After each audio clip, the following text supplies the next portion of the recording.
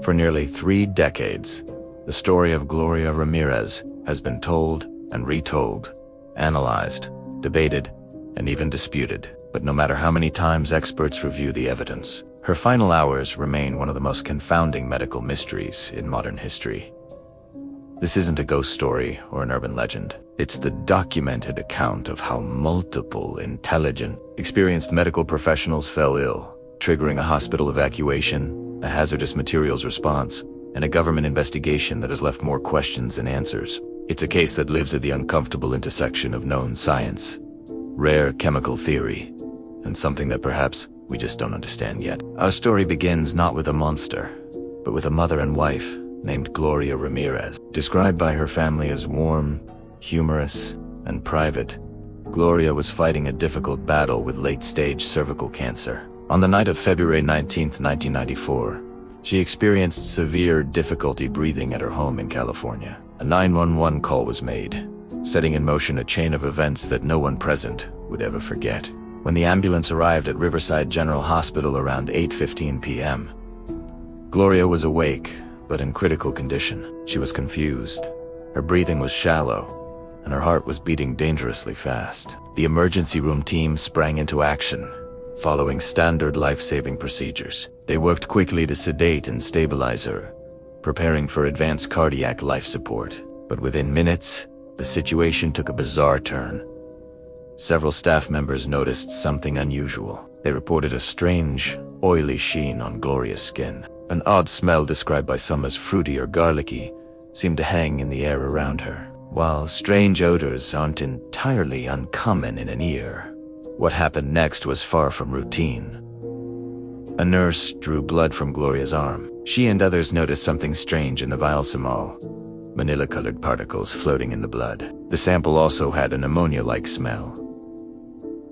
Suddenly, the nurse, Susan Kane, felt lightheaded. She said her face was burning, and then she collapsed. A moment later, a respiratory therapist, Julie Gaczynski, also fainted. A third medical resident, Maureen Wilch, reported feeling dizzy and passed out. Chaos erupted. In total, 23 of the 37 staff members on duty reported at least one symptom, ranging from dizziness and nausea to burning sensations and even temporary paralysis. The pattern of sickness was immediate and involuntary. These weren't people panicking. These were seasoned medical professionals suddenly becoming patients themselves. Realizing they were dealing with a potential contamination, the hospital declared an internal emergency. They ordered the evacuation of the entire emergency department. All patients were moved to the parking lot, and the ER was sealed off. A small skeleton crew, wearing protective isolation suits, stayed behind to try and save Gloria's life. But despite their efforts, at 8:50 p.m., after 45 minutes of CPR and defibrillation, Gloria Ramirez was pronounced dead. The official cause was kidney failure related to her cancer, but the mystery was just beginning. What had made everyone sick? The focus shifted from treating a patient to investigating a potential toxic event. Gloria's body wasn't handled with standard procedures. It was placed inside 2 sealed bags, then into a special aluminum casket, and moved to a refrigerated, isolated chamber. County officials, along with hazardous materials specialists, worked hidden. They swept the ER for volatile substances like hydrogen sulfide and other common hospital gases, but found nothing. The air vents were checked. The plumbing was inspected. Everything came back normal. The autopsies, yes. They were multiple were conducted with extreme caution. Pathologists wore full hazmat suits. The first examination, done a few days after her death, failed to find any cause for the strange events. Frustrated and without answers, investigators turned to outside experts, including the renowned Lawrence Livermore National Laboratory. This is where the most famous theory emerged. Scientists at Livermore proposed a complex and rare chemical chain reaction. They hypothesized that Gloria, possibly to manage pain from her cancer, had been using a topical solvent called dimethyl sulfoxide, or DM. DMSO is a degreasing agent that some people use as a home remedy for pain, and it's known to have a garlic-like smell. The theory goes like this. The oxygen administered by the paramedics could have combined with the DMSO in Gloria's body, converting it into dimethyl sulfone. This compound is known to crystallize at room temperature, which could explain the particles seen in her blood. Then, the electric shocks from the defibrillator could have converted the dimethylsulfone into dimethyl sulfate, a highly toxic and corrosive chemical warfare agent. A small amount of this vaporized gas could have been released from the blood sample, causing the symptoms the staff experienced. It's a chemically plausible theory, at least on paper. It seems to tick all the boxes. The smell, the crystals, the toxic effects. It became the official explanation offered by the coroner's office. However, many scientists and medical professionals remain unconvinced. They argue that this chemical conversion has never been observed in a human body. For it to happen, Gloria's body temperature would have had to drop significantly, and there's no evidence of that. Furthermore, the symptoms of dimethyl sulfate poisoning don't perfectly match what the hospital staff reported. And where was the DMSO? An autopsy found some in her system, but not nearly enough to trigger such a massive reaction. So if it wasn't the DMSO theory, what else could it have been? One alternative is a theory of mass psychogenic illness, previously known as mass hysteria. This is a phenomenon where a group of people in a stressful environment can begin to experience real physical symptoms triggered by psychological distress.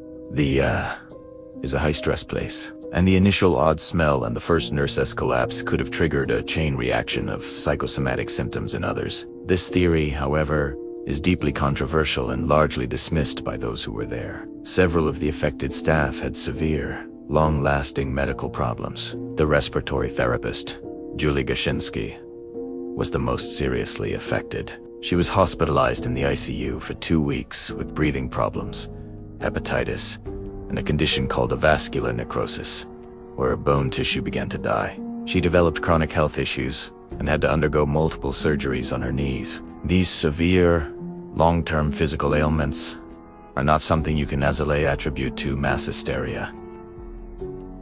Other theories have been floated over the years. Was there a secret meth lab in the hospital, leaking toxic chemicals through the ventilation system?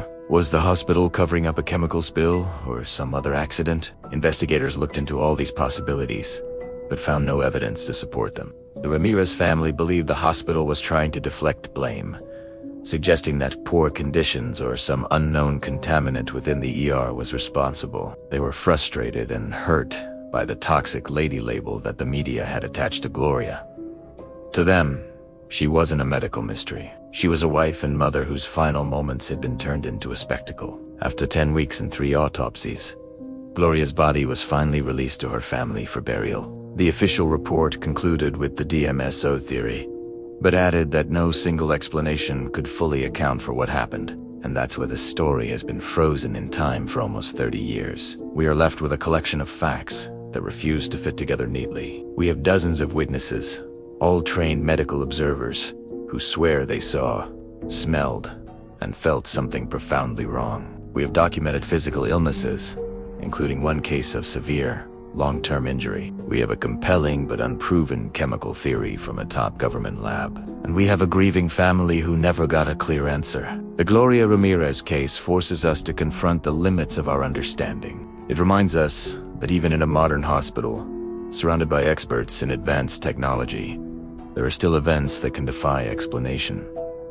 It's not a story about the supernatural. It's a story about the complex and sometimes unknown nature of biology and chemistry. Whether the cause was a 1 in a billion chemical reaction, an undiscovered environmental toxin, or a complex mix of physical and psychological factors, we may never know for sure. What we do know is that on a cold February night in 1994, something happened in that emergency room, something real, something that harmed people, and something that science still can't fully explain. And that is why the story of Gloria Ramirez, the woman at the heart of this tragic and fascinating mystery, continues to be told. Thanks for watching. If you found this story as intriguing as I did, hit that like button and subscribe for more deep dives into the world's greatest unsolved mysteries. See you next time.